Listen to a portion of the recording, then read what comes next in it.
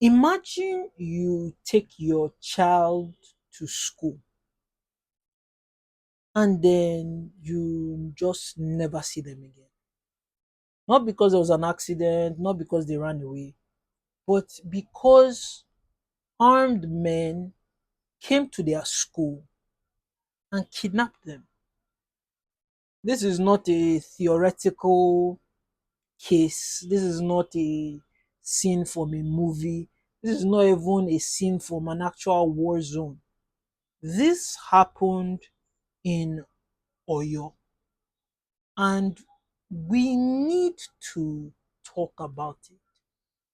My name is Ty, and I try to make some common sense out of the absolute nonsense that is just going on in this country right now. If you appreciate this kind of content and have something to contribute, I suggest that you subscribe and hit the like button so that we can build a community of like minds. So, on May 15th in 2026, this thing that I'm talking about just happened.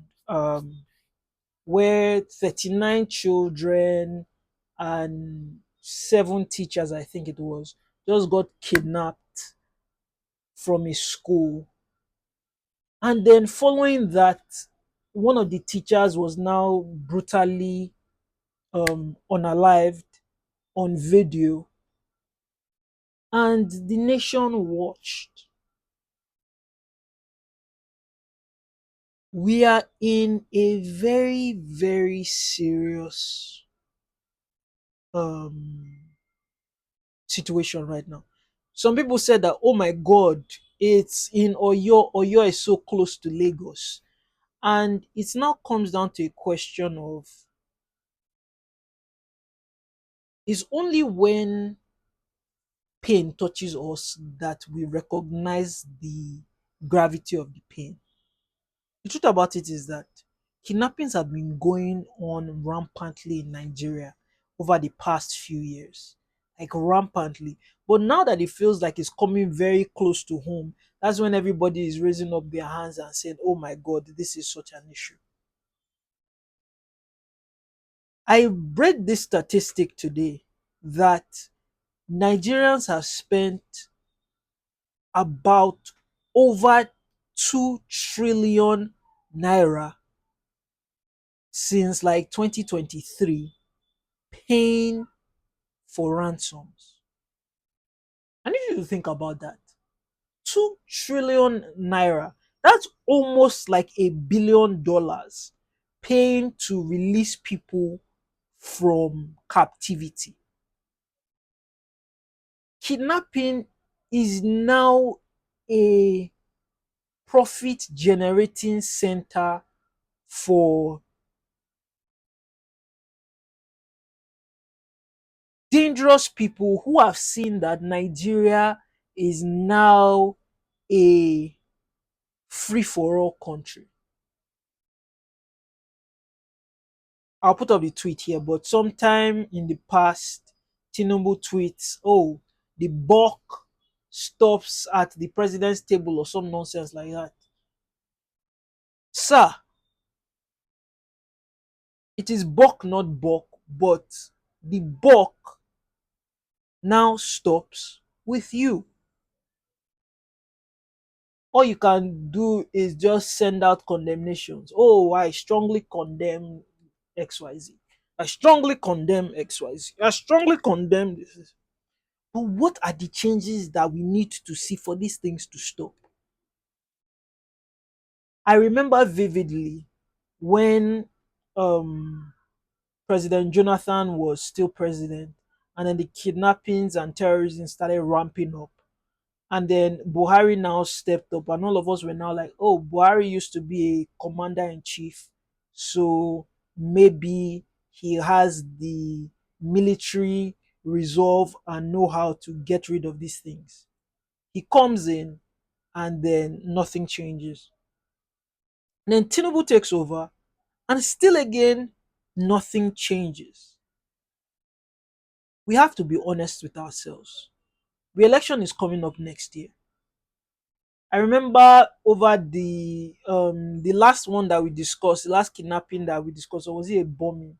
There's so many issues that are coming up now that President Tinubu was in London and he didn't come back. And then somebody had said that, oh, they did that terrorist attack to make President Tinubu look bad. And in my head, I'm like, what kind of narcissistic thinking is that? That the danger of citizens is now just, oh, we're trying to reflect badly on the leader. The leader should be taking responsibility wholeheartedly for the security of his people. But now it's time for elections, and of course, we are going to get the sharing of rice. Nigerians need to look at themselves in the mirror and ask themselves the question is, what good is a bag of rice to you when you are in the bush after being kidnapped? Are you going to give your kidnappers a bag of rice? I've already said that we have spent almost 2 trillion naira to ransom people. Do you think that a bag of rice will ransom you? Do not sell yourself cheap. If you are going to vote for whoever you are going to vote for, these are the kind of issues that they must be able to speak to clearly. President Tinubu has not given us a clear state of action for tackling this thing. Nigeria is not safer today than when President Tinubu took over in 2023.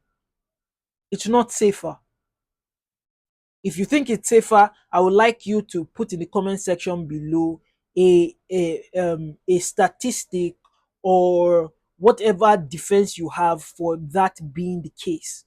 It's not safer. I'm not on here endorsing any particular candidate just out of endorsement. No. They will all have to come up and tell us what exactly they are going to do to make the life of citizens better. This is a disgrace. 39 children, including a 2-year-old child. And in those 39 children, I just saw a video of them using fire or something to beat these children. And the person that was doing this thing did not wear mask. That is how blatant insecurity is now in Nigeria. Terrorists and kidnappers have TikToks where they post the money that they've collected and you see their face and nothing is happening. This is a nation that when it was time for them to shut down the internet, they were very quick to talk to people to shut down the internet and then bring the stupid law of, oh, if you insult any of your leaders, then it's possible that you can go to jail or something like that. When it comes to you speaking up against them, they can make noise, they can find you, they can send you to jail. When it's time to show power over people that are smaller than you, you show that power. But now it's time to show the power where it comes where people are safe. Let me tell you the truth. If President Tinubu over the past 3 years had made it in such a way that kidnapping was a thing of the past, there's no there's nobody that will talk to me and tell me that, oh yes, we need Peter Obi next. I'll be like, oh, when it comes to a matter of security, I feel much safer in Nigeria now than I feel in 2023. You can't say that because by definition of feeling safe, if you are living in the metropolitan cities like Lagos and Abuja, this thing has now happened in Oyo State, which is like next door to Lagos. I can trek to Oyo if I have the mental capacity to do it. I'll trek and I'll get there in 1 week max. That's how far away these issues are right now. I am frustrated because it seems like our leaders are living vastly different realities from us. And what good is a leader if they cannot experience the plight of their people? I'll go back to an example from the Bible. Moses led the children of Israel out of Egypt. In their time in the wilderness, Moses was in that wilderness with them. Moses was not going to Egypt to spend the weekend and then fly back to the desert and be like, okay, we're back. What happened in the past week? I just went to refresh myself. Oh, yes, I went to a hospital in the Mediterranean. I'm back to the wilderness. What are we doing next?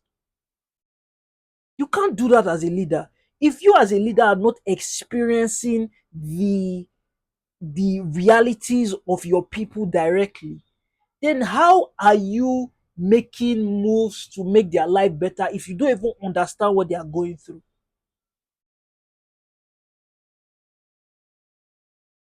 There's so much of a disconnect. There's so much of a disconnect.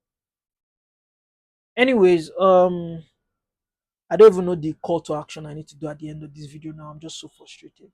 Let me know in the comment section below what you think about this topic.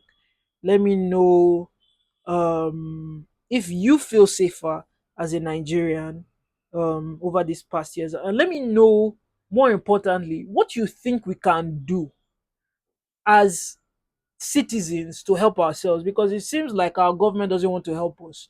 So maybe there are actionable steps that we can take as citizens to help ourselves. I don't i don't know, man. I don't know. Thank you anyways for listening to me rant for this long, and see you on the next video. Goodbye.